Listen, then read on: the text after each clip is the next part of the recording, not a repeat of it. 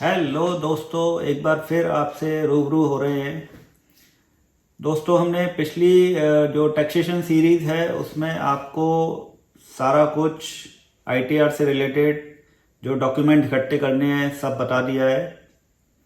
दोस्तों, आज हम एक और इम्पोर्टेंट एस्पेक्ट को डिस्कस कर रहे हैं जिसमें मेरी सभी से सारे जितने भी कनेक्टेड लोग हैं, जितने भी मेरे सब्सक्राइबर हैं, जितने भी चाहने वाले हैं और जो इनकम टैक्स की रिटर्न भरते हैं, उनसे मेरा नम्र निवेदन है कि कोई भी रिटर्न में अपनी कोई गलत डिडक्शन क्लेम ना करें।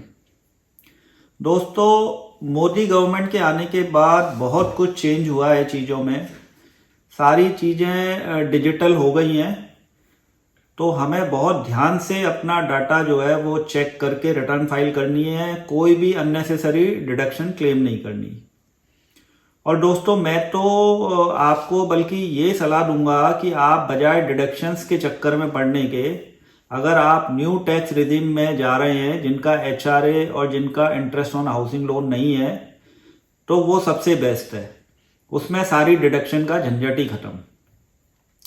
तो दोस्तों, ये बात हमें बहुत ध्यान रखनी है कि कोई भी हमें गलत क्लेम नहीं करना है आईटीआर में, क्योंकि मेरी प्रैक्टिस के हिसाब से मैं आपको बता दूं कि बहुत सारे केसेस आजकल गवर्नमेंट इनको बड़े ध्यान से देखती है।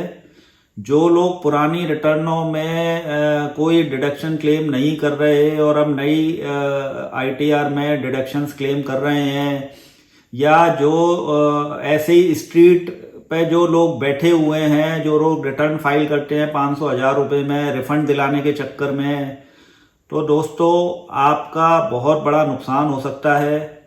उसमें पेनल्टीज बहुत हैं, उसमें इंटरेस्ट बहुत है, और जो रिटर्न की जो फैसिलिटी है वो अब एक गवर्नमेंट पिछले 2 साल की अपडेटेड रिटर्न फाइल करवाती है, उसमें 25% पेनल्टी एडवांस में जमा करवा लेती है। तो दोस्तों, मैं आपको बिल्कुल भी ये सलाह नहीं दूंगा और ना ही आप किसी की बातों में आए, कोई भी अपनी गलत डिडक्शन क्लेम ना करें। एक तो ये बात हुई दोस्तों। दूसरा, आजकल गवर्नमेंट का मैकेनिज्म जो है, मशीनरी इतनी स्ट्रांग हो गई है दोस्तों। आपने कोई भी बैंक अकाउंट खुलवाया है, आजकल ज़्यादातर चीज़ें पैन से लिंक्ड हैं, और पैन से लिंक्ड होने की वजह से गवर्नमेंट की साइट पे वो सारी इंफॉर्मेशन अपलोड होती है। गवर्नमेंट ने, आप अपने पैन में जब लॉगिन करते हैं तो उसमें एक एआईएस इंफॉर्मेशन होता है, एनुअल इंफॉर्मेशन रिपोर्ट होती है, एआईआर, और एक होता है दोस्तों टीआईएस, टैक्स इंफॉर्मेशन समरी। जो टैक्स इंफॉर्मेशन समरी होती है उसमें पूरे साल में आपने क्या क्या काम किया है, जिनमें आपका पैन लिंक्ड है, वो सारे की सारे ट्रांजैक्शन उसमें आ जाते हैं। चाहे वो जीएसटीआर की रिटर्नें हो, चाहे वो आपके सेविंग बैंक के इंटरेस्ट हो, चाहे एफडीआर के इंटरेस्ट हो, चाहे शेयर के ट्रांजैक्शन हो, चाहे सैलरी हो, रेंट हो, कोई भी इनकम, या कोई आपने म्यूचुअल फंड बेचे हो, मतलब कोई भी इनकम गवर्नमेंट ने छोड़ी नहीं है। इवन जो बैंक अकाउंट, कई बार दोस्तों ऐसा होता है कि हम कुछ बैंक अकाउंट खुलवा के छोड़ देते हैं, तो जो बैंक अकाउंट हमने खुलवा के छोड़े हैं उनकी भी इंटरेस्ट जो है, जो हमें पता नहीं होता, कई बार गवर्नमेंट को पता होता है।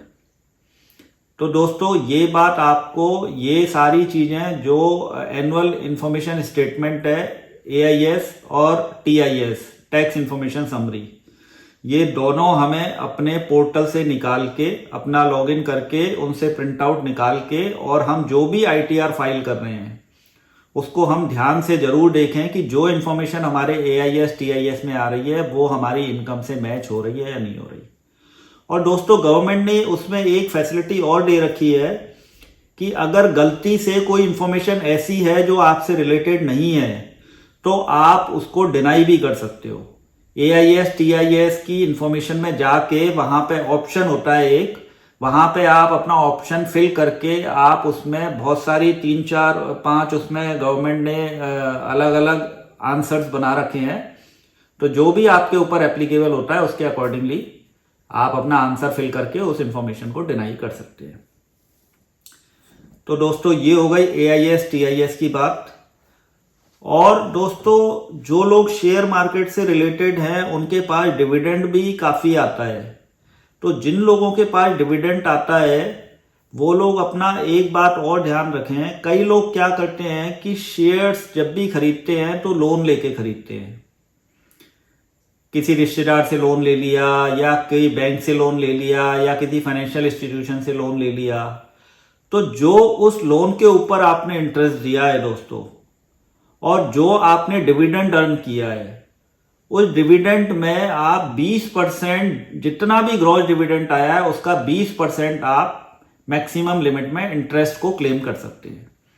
जैसे मैं आपको एक एग्जांपल देता हूं, आपको मान लो 1 लाख का डिविडेंड आया और इंटरेस्ट आपने पे की है, लोन लिया हुआ उस पर 50,000 रुपए, तो आपको ग्रॉस डिविडेंड का 20% यानी कि 20,000 तक आपको इंटरेस्ट की डिडक्शन मिल जाएगी डिविडेंड में से।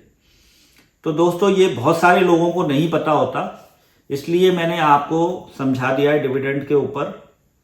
और दोस्तों कोई भी आपने कोई डोनेशन दिया है या कोई भी आपने जो भी आपने इस फाइनेंशियल ईयर में जो भी काम किया है, कोई आपने लोन लिए हैं, कोई लोन दिए हैं, तो उनकी सारी इंफॉर्मेशन आपको अपने फोल्डर में रखनी है और बहुत ध्यान से AIS TIS के बेसिस पे अपने आप को रिटर्न फाइल करनी है। कोई भी हमें गलत क्लेम नहीं करना, उसकी बहुत बड़ी पेनल्टी है, इंटरेस्ट भी है।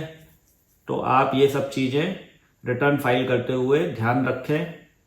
और मेरी एक जिम्मेदारी थी कि आपको ये सारी चीज़ें बता दूं मैं, और आपको कहीं भी कोई भी गाइडेंस में कहीं कोई प्रॉब्लम है, कहीं किसी कोई चीज़ समझ नहीं आ रही या कहीं किसी चीज़ में दिक्कत परेशानी है, तो आप मेरे को YouTube पर अपना क्वेश्चन लिख के भेज सकते हैं।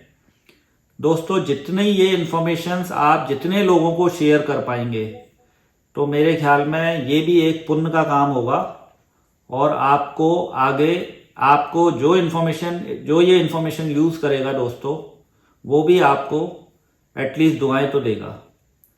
तो आप जितना शेयर और सब्सक्राइब करते रहेंगे दोस्तों, हमें भी वीडियोस बनाने में मज़ा आएगा और आपसे रूबरू होने में मज़ा आएगा। और हाँ, आप अपने जो भी आपके डाउट्स हैं वो आप हमें ज़रूर भेजते रहें और हम आपके साथ इसी तरह जुड़े रहेंगे।